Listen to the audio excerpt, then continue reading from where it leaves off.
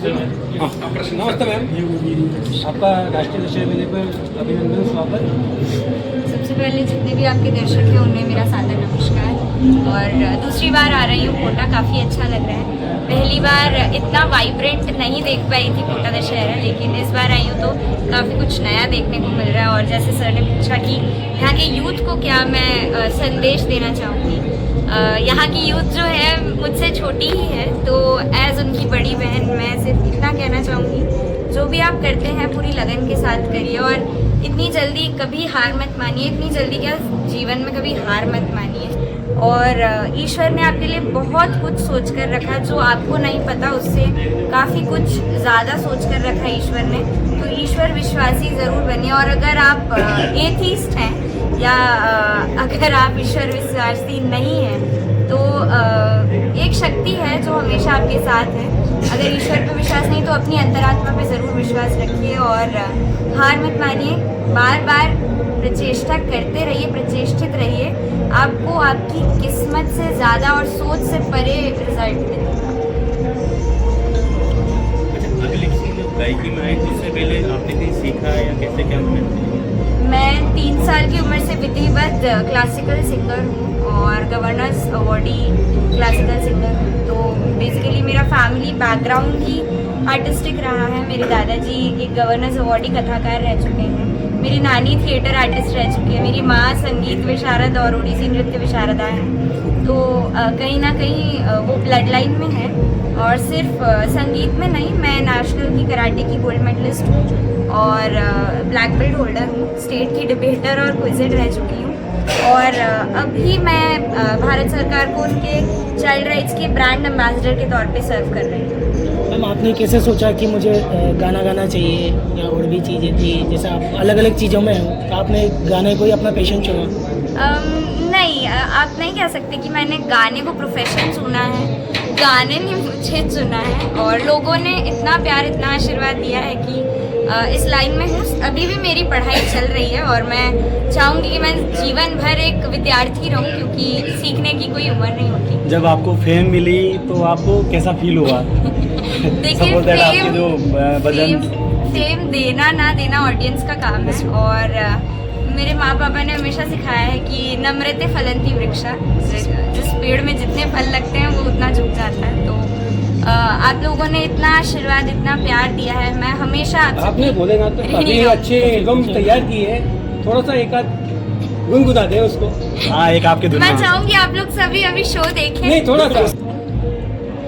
कर्पूर गौरम करुणावतारम संसार सारम भुजगेन्द्रहारम सदा वसंतम हृदयारविंदे भवं भवानी सहितं नमामि।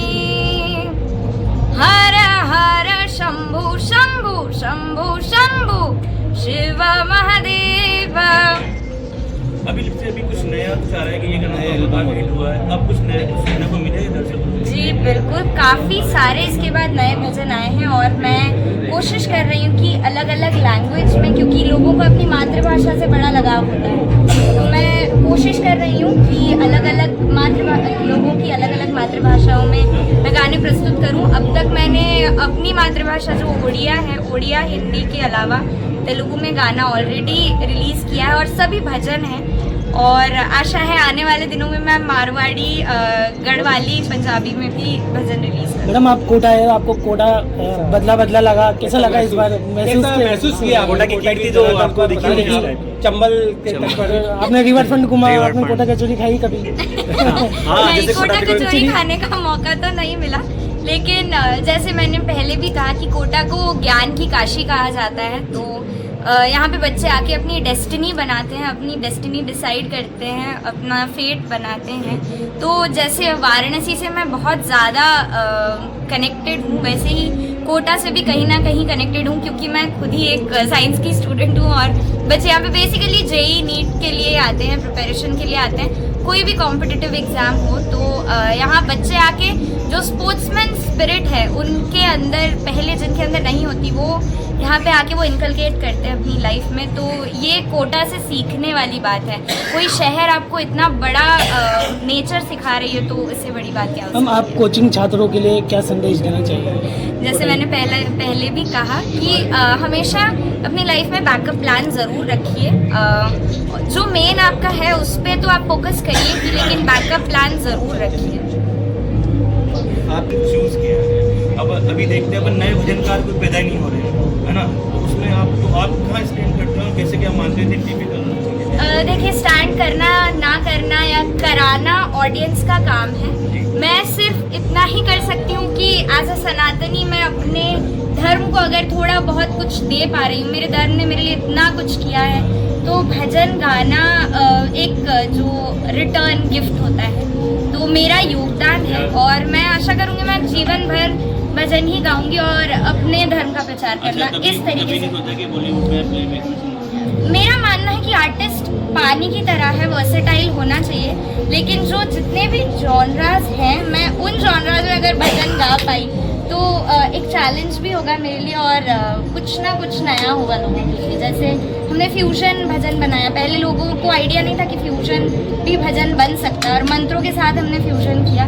तो आगे आने वाले टाइम में जैसे जैज हो गया या हिप हॉप हो गया, अगर हम उसमें भी गुणगान कर पाए भगवान की तो यूथ, हाँ एग्जैक्टली, जैसा देश वैसा वेश कहा जाता है। मतलब अगर तो आपको बॉलीवुड में मौका मिलता है तो श्योर आप जाना चाहोगे? बॉलीवुड में भी मैं भजन ही प्रेजेंट करना चाहूँगी। जैसे मैंने ऑलरेडी तेलुगु मूवी में एज अ सिंगर डेब्यू किया है और उसमें भी जो गाना गाया है उसका टाइटल गजानना है। तो थोड़ा सा गुनगुना सकते हो? वो तो मूवी की प्रमोशन हो जाएगी। आप गाना जरूर यूट्यूब पर सुनिएगा। अगर मैं गुनगुनाती रही तो पूरी रात यही बीत जाएगी। किस गायक या संगीतकार से आपको सबसे ज़्यादा प्रेरणा मिलती है? गायक मुझे सभी बहुत पसंद हैं, स्पेशली गीता दत्त जी मुझे बहुत पसंद है, मेरी फेवरेट हैं। जगजीत सिंह जी मुझे बहुत पसंद हैं और अनूप जलोटा जी तो ऑल टाइम फेवरेट हैं ही। अनुराधा पौडवाल जी बहुत हैं, बहुत हैं।